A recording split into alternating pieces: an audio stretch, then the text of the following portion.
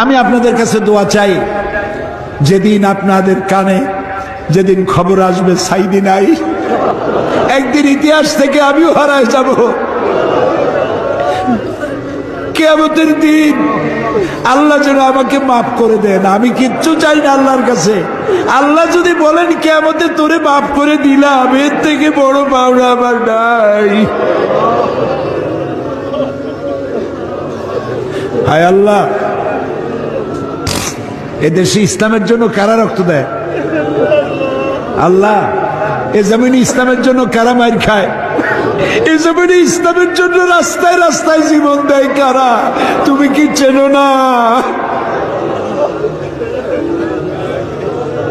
আল্লাহ, ষড়যন্ত্রকারীদের সব ষড়যন্ত্র থেকে তোমার গোলামদেরকে তুমি হেফাজত করো, তোমার কুদরতের চাদরটা দিয়ে হেফাজত করো।